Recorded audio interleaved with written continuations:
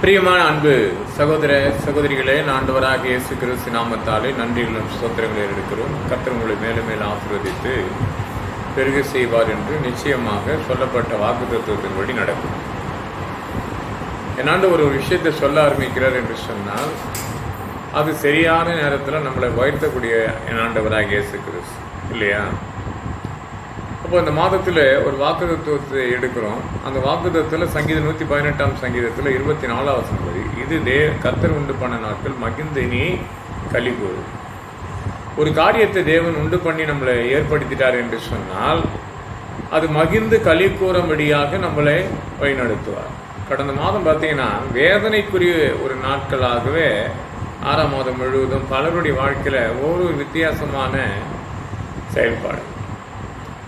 இப்போ நான் உங்களுக்கு ஒரு வீடியோ கூட இதுக்கு முன்பாக அனுப்புவேன். இந்த செய்திகள் வரும்போது அதுவும் தொடர்ந்து பயணிக்கும். அந்த வீடியோவில் பார்த்தோன்னா கடந்த 1ஆம் தேதி இந்த ஆகாரத்தை நான் கொடுக்க ஆயத்தப்படுத்தினேன்.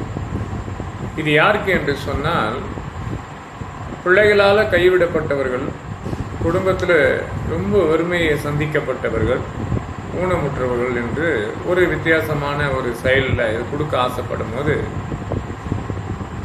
பட்டாளம் பகுதியிலேருந்து ஒருவர் என்னோட பேசுகிறார். பகிர்ந்து கொள்ளுங்க, நான் சொல்கிறேன், வர நாட்களில் நீங்களும் ஒருத்தர் பங்கு எடுத்துக்கொள்ளுங்கன்னும் போது அவர் என்ன பண்ணார், நிச்சயமாக நான் பங்கு எடுத்துக்கொள்ளுகிறேன் என்று சொன்னார். ஏன்னா இப்போ ஒரு 13 பேர்லேயே 12 பேர் தான் ஒருத்தர் வந்து இன்னும் வாங்கலை. அந்த மாதிரி பார்த்தீங்கன்னா இங்கே இருக்கிற ஒரு கோயிலுக்குள்ளே வேலை செய்கிறாங்க.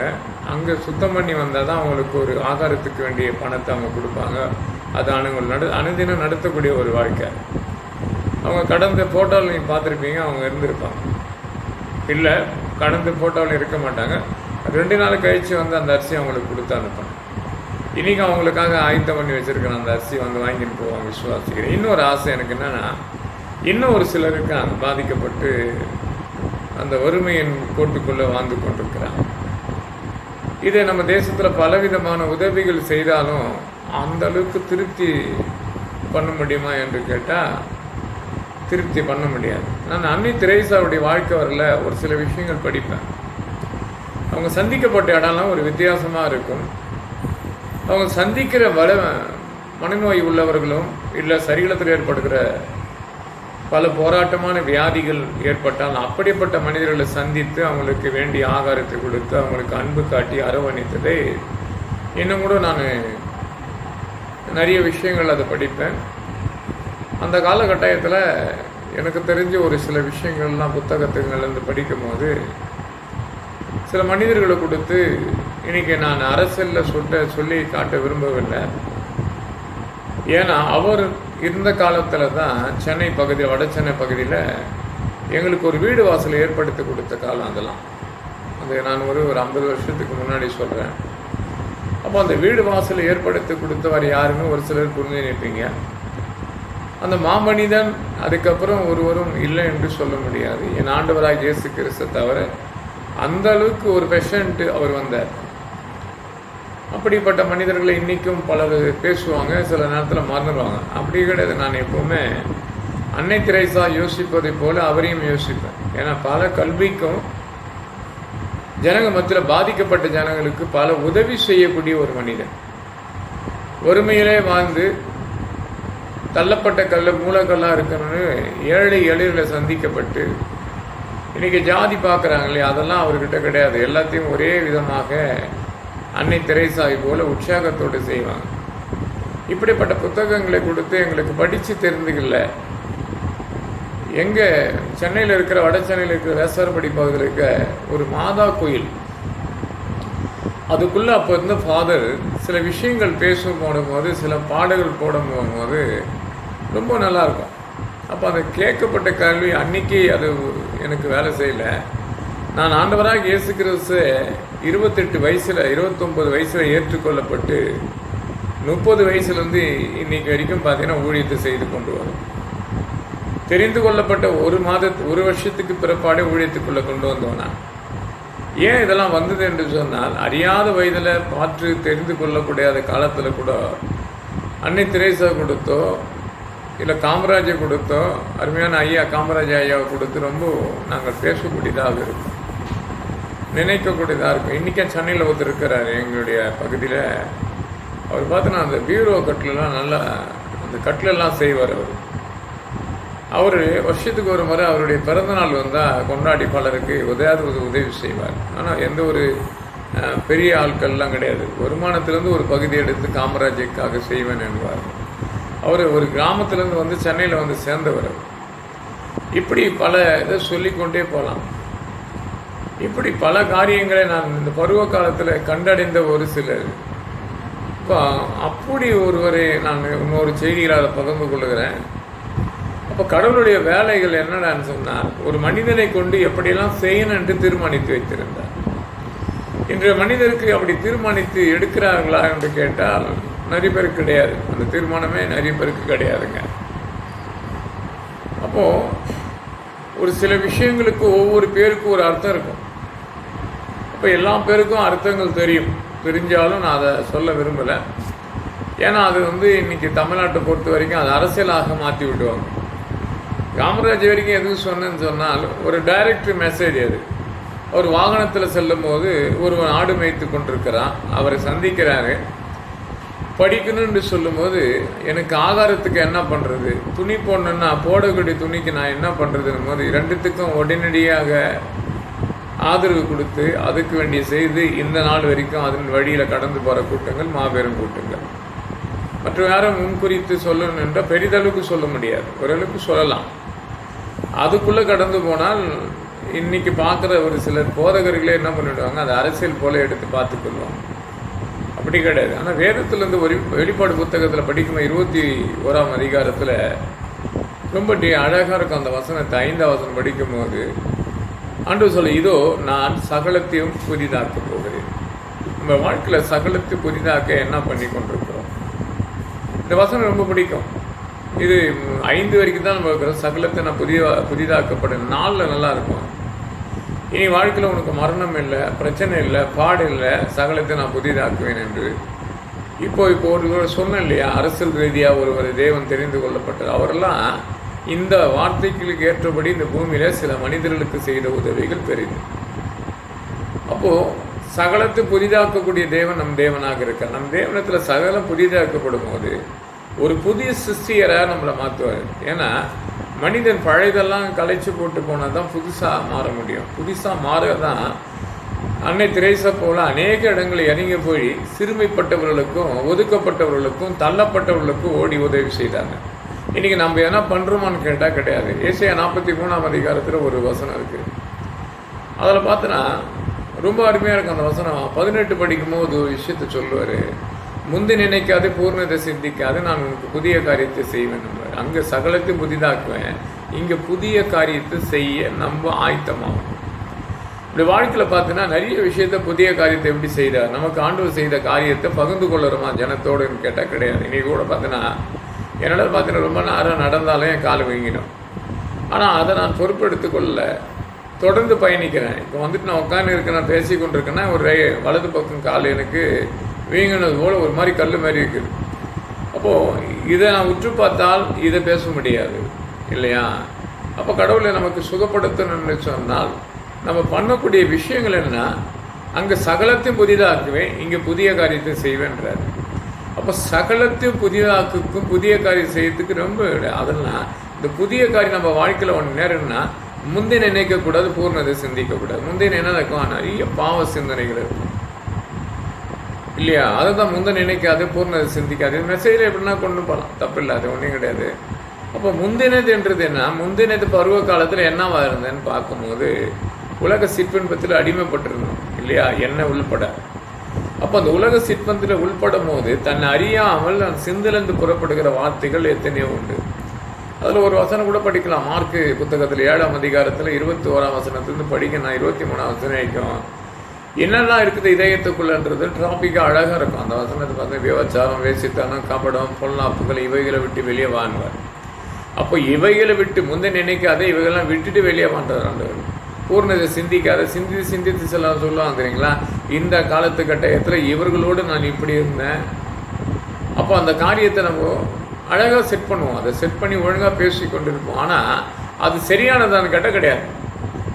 ஆனால் அதுக்குள்ளே வேற ஒன்று தொடர்ந்து பயணிக்கும். அதுதான் விபச்சாரம், வேசித்தனம், கபடம், பொல்லாப்புகள் இத்தனையும் செய்யக்கூடிய ஒரு சூழ்நிலை. உன் மனதே ஒன்று ஏற்படும். அப்போது நம்மளை தேவனிடத்தில் நம்ம வாக்கிய எல்லாவற்றையும் புதிதாக விரும்பினால் எல்லாத்தையும் நம்ம அர்ப்பணித்து கொடுப்பவர்களாக மாறினால் தவிர நம்மளை புதிதாக்குவோம். அப்போ புதிய சிருஷ்டிகரை நம்ம மாறத்துக்கு என்ன பண்ணுவோம் இல்லையா? ஒருவன் கிறிஸ்துக்குள்ள இருந்தால் புதிய சிருஷ்டிகராக பழையதெல்லாம் ஒழித்து போட்டு எல்லாம் புதிதாக்கப்படணும் என்று சொல்லி 2 கொரிந்தியர் புத்தகத்தில் 5ஆம் அதிகாரம் 17ஆம் வசனத்தில் படிக்கணும். அப்போது பழையதெல்லாம் விடணும் இல்லையா? நம்ம விடுறது இல்லையா? அதை தான் ஏசாயா 43:18 சொன்னார். முந்தின இன்னைக்கு அது பூர்ணது சிந்திக்காதே. மார்க்கு புத்தகத்தை படிக்கும் 7ஆம் 21ஆம் வசனம் படிக்கும் போது அந்த முந்தினதுன்றது என்னென்ன இருக்குது இதயத்துக்குள்ளன்றது அங்கே காட்டும். அப்போது ஒரு விஷயத்துக்கு ஒரு இடத்துல நம்ம அர்ப்பணிக்காமல் இருக்கிறதுனால தான் இன்னி வரைக்கும் நம்ம அவதிப்பட்டு கொண்டிருக்கிறோம். கடந்து போகிற பயணங்கள் நமக்கு சரியாயில்லை இல்லையா? அப்போ நம்ம வாழ்க்கையில் சகலத்தையும் புதிதாக்கணும்னா என் ஆண்டவராக இயேசு கிறிஸ்துவ மொழி இதயத்தை தரணும். 1 சாமுவேல்ல ஒரு வார்த்தை இருக்கும், 10ஆம் அதிகாரம் 9ஆம் வசனம். ஒருவன் கழுதியை தேடி வந்த மனிதன், அவன் இதயத்தை தேவன் சிருஷ்டித்தார். நல்லா இருக்கும் வசனம், பார்த்தீங்கன்னா ரொம்ப சூப்பராக இருக்கும். அதே எரோமியால படிக்கப்படும் போது 17ஆம் அதிகாரம் 9ஆம் வசனம் போது அது மகா கேடு உள்ளதாக இருக்குதான். நல்லா பாருங்க, மகா கேடு உள்ள இதயமா இருப்பது நீ விட்டு விலகி வந்தால் மட்டுமே ஆசீர்வதிக்கப்படுமே தவிர வேற எந்த வகையிலும். அப்போ புதிய சிஷ்டியா மாறத்துக்கு என்ன பண்ணணும்? பழசெல்லாம் இன்னும் மகா கேடு உள்ள இதயமா. எனக்கு அந்த வசனம் ரொம்ப பிடிக்கும். ஏன் பிடிக்கும்னு சொன்னால், ஒரு காலத்தில் பிரசங்கிக்க போடும்போது அந்த எரோமியாவில் படிக்கும் போது 17ஆம் அதிகாரம் ரொம்ப பிடிக்கும். 7ஆம் வசனம் பார்த்தோன்னா கர்த்தர் மேல் நம்பிக்கை பாக்கியமான இருக்கும். 6ல் மனுஷன் மேல் நம்பிக்கை வைக்காத, நீ என்ன பண்ணுவ? பின்மாற்று போடுன்றது தெளிவாக இருக்கும், திட்டமாக இருக்கும். ஆனால் 9ல் பார்த்தோன்னா அந்த கல்லான இதயத்தை, அந்த புறம்பான இதயத்தை நீ விட்டு விலகு என்று சொல்லி பார்ப்போம். அப்போ அந்த இதயத்தை வாசம் பண்ணுகிற ஆண்டவரிடத்தில் ஒப்பு கொடுக்கணும் இல்லையா? அதை தான் எசேக்கியேல் புத்தகத்தின் 36ஆம் 26ஆம் வசனம் போது அது ஒரு புதிய சிருஷ்டியாகவும் இதயத்தை மாற்றிக்கொள்ளக்கூடிய வழி. இன்றைக்கி ஒரு வீடு கட்டுறோம், அந்த வீடு கட்டுற வைக்க பலவிதமான போராட்டங்களை போராடி கொண்டே இருப்போம் இல்லையா? நிறைய விஷயங்கள் பார்த்தோன்னா வீட்டை கட்டினா ரொம்ப கஷ்டம். அது கட்டி முடித்து அந்த புதிய வீட்டுக்குள்ளே நுழைப்படும் போது நம்ம எப்படி இருப்போம்னா ரொம்ப அழகாக இருப்போம். நம்மளை பார்க்குறவங்ககிட்டலாம் ரொம்ப அன்பு அரவணைத்து சொல்லுவோம், நாளைக்கு எங்கள் வீடு திறப்பு விழா, நீங்கள் வந்து கலந்து கொள்ளுங்கள். அப்படி தான் இதயத்தை நம்ம ஆண்டவருக்கு அர்ப்பணிக்கணும். ஒரு திருப்பவிழாவாக அந்த இதயத்தை கொடுத்தால் சகலத்தையும் புதிதாக்கி ஆண்டவர் கொடுப்பார். ஒரு குழந்தை பிறக்கிறதுன்னு சொன்னால், என் மகன் எனக்கு ஒரு பேரை நான் சொல்கிறேன், என் பேத்தி பிறந்தது கொடுத்து ஒரு சந்தோஷம். அப்போ அவங்க தகப்பனருக்கு எனக்கு ஒரு மகள் பிறந்தாள் என்று ஒரு சந்தோஷம். என் மனைவி என்னுடைய மகளுக்கு என்ன இருக்கும், தனக்கு ஒரு மகள் பிறந்தாள் என்று ஒரு சந்தோஷம். இது எப்போ கிடைக்கும்? நான் புதிய சிருஷ்டியாக ஆண்டவர் இந்த வாழ்க்கையை நமக்கு கொடுப்பார். நீ ஒரு புதிய மகனை பிறந்தை போல மாறி பாருங்க. புதிய வீடு கட்டினது பாரு. ஒரு தோட்டத்தை வச்சு அரவணைக்கும் போது அதில் தோட்டத்தில் ஒரு செடியை முளைக்குன்னு சொல்லி விதைகளை போடும் போது அது முளைச்சி வரும்போது உங்கள் முகத்தில் இருக்கிற சந்தோஷம் போல வாழ்க்கையில் எல்லாவற்றையும் நீ புதிதாக தேவன் புதிய சிருஷ்டிகராக உங்களை மாற்ற விரும்பப்படும் போது நீ அர்ப்பணித்தா தவிர சகலத்தையும் ஒரு புதிய காரியத்தை கர்த்தர் செய்வார். வாழ்க்கையில் நிறையா இருக்குதுங்க இல்லையா? நிறைய விஷயத்த பைபிளில் படிச்சுக்கினே இருக்கலாம். அப்போ ஒவ்வொரு விஷயத்தையும் நம்ம கல்லான இதயத்தை சதையாக மாற்றுறாரு இல்லையா? வேதம் ரொம்ப அழகாக இருக்கும். கல்லான இதயத்தை நம்ம சதையாக மாற்றுற தேவன் அந்த ஆண்டவராக இயேசு கிறிஸ்து முழு இதயத்தை ஒப்பு கொடுங்க. எல்லா விதமான காரியங்களை கொடுத்த. இன்னைக்கு கூட பார்த்தீங்கன்னா ஒரு கூப்பிட்டு சொன்னார், இந்த அரிசி கொடுப்பதுக்கு என்னால் என்று ஒரு சிறு காணிக்கை தரேன்னு சொன்னார்.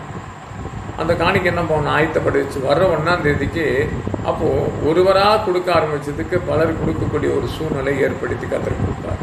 வாழ்க்கையில் அர்ப்பணித்து கொடுக்க மாட்டோம்னா இன்றைக்கி ஒரு வீடை பிரதிஷ்டை பண்ணும்போது எப்படி சந்தோஷப்படுறியோ, ஒரு குழந்தை பிறக்கும் போது எப்படி சந்தோஷப்படுறியோ, ஒரு செடியை வளர்த்து அதை பெருகும் போது அதிலேருந்து விதைக்க நீ அறுவடை பண்ணும் போது அதை விதைத்ததுக்கு பதிலாக அதிலேருந்து கனி எடுக்கும் போது என்ன சந்தோஷப்படுறியோ, அப்படி உன் வாழ்க்கையில் ஒரு புதிய சந்தோஷம் வேணும் என்று சொன்னால் என் ஆண்டவராக இயேசு கிறிஸ்துவனுடைய ஆவி ஆத்மா சரீரத்தை அர்ப்பணித்து கொடு, உனக்கு புதிய சிருஷ்டிகராக கர்த்தர் மாற்றுவார். 2 கொரிந்தியர் சொல்லுவார் இல்லையா? அருமையாக இருக்கும் அந்த வசனம் படிக்கும் போது 5ஆம் அதிகாரம் நினைக்கிறேன். ரொம்ப இன்ட்ரெஸ்டாக இருக்கும் அந்த வசனம் படிக்கப்படும் போது. நம்மளை புதிய சிருஷ்டியாக ஆண்டவராக பார்க்கணும். அப்போ 5ஆம் அதிகாரம் 17ஆம் வசனத்தின்படி ஒரு புதிய சிருஷ்டியாக நீ இருக்கணும். அப்போ மாறணும் என்று சொன்னால் பழுது முழுவதும் கடவுளுக்காக. மார்க்கு புத்தகத்தில் 7:21 படிக்கும்போது சொல்கிற எத்தனை விதமான நாவலிருந்து புறப்படுகிற வார்த்தை சரியானதாக கொஞ்சம் யோசித்து பாருங்கள். இன்றைக்கி எத்தனையோ விஷயத்தை நீங்கள் தலையிடுறீங்க, பேக்காய் வந்துடுங்க. பேக்காய் அப்படி நினைக்காதீங்க. ஒரு வீடு கட்டும் போது எப்படியெல்லாம் பிரயாசப்பட்டு நிற்கிறியோ அப்படி ஒரு புதிய சிருஷ்டியாக கத்துறவனை வைத்துக்கிற காலம் இது. இந்த மாதம் அப்படிப்பட்டது. எதை கொடுத்தும் பயப்பட கத்தர் உன் கூடயே இருப்பார்.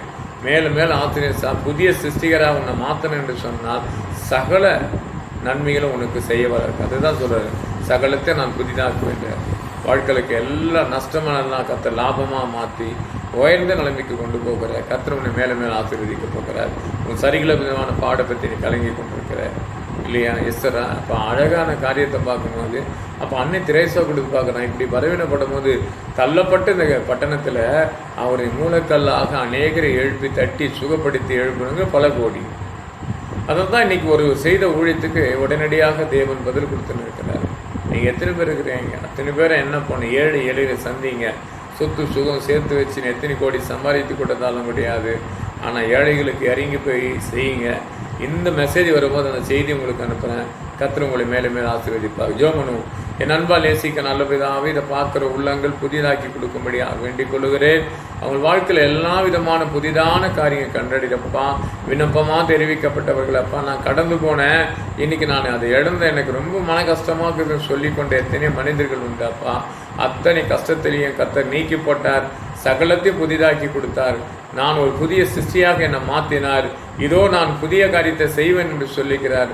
வாழ்க்கையில் ஒவ்வொருத்தருக்கும் புதிய புதிய காரியத்தை செய்து சகலத்தை கர்த்தர் எங்களை மேன்மைப்படுத்துகிறார் என்று சொல்லட்டும். நாம் மகிமைப்படட்டும். சகலத்தை பொருட்படுத்தி எடுத்த இயேசு நாமத்துக்கு நன்றி சொல்லட்டும். கர்த்தர் சகலத்தை பொருட்படுத்தி வழிநடத்து. பெரிய பிதா. ஆமென் ஆமென்.